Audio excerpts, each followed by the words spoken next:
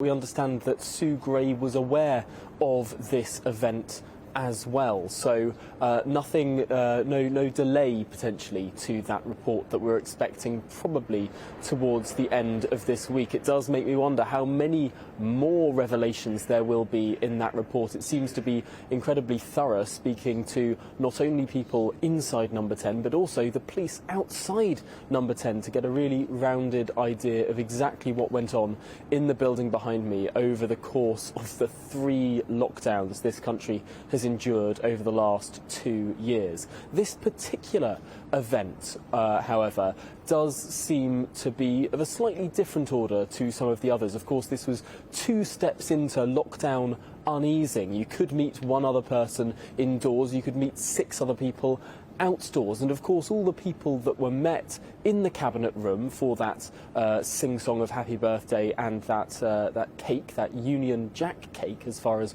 we're aware, they were all in the building anyway. These were people that the Prime Minister was seeing in his day-to-day working life as well. That's what Number 10 will be saying, although of course what people out there in the country will be saying is yes, that might all be true, but ultimately this was not within those strict rules that were legislated for by this government. I suppose the question, Tom, will be, though, whether or not this will influence the outcome of Sue Gray's report. We're told she was aware of this and it's already included. It won't delay the publication of her report, but will it prompt more people to submit letters of no confidence to the 1922 committee?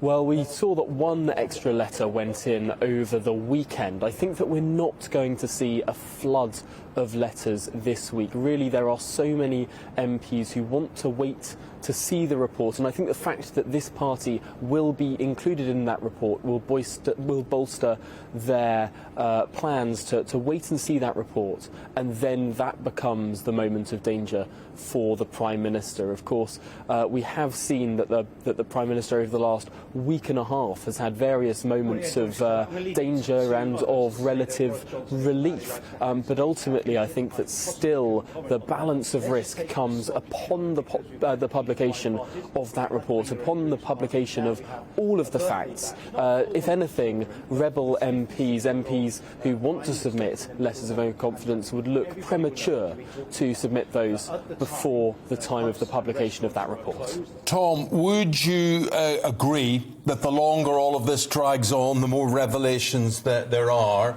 the more investigation there has to be, the better it is for Boris Johnson? That excuse is about as robust as one of those that it's birthday.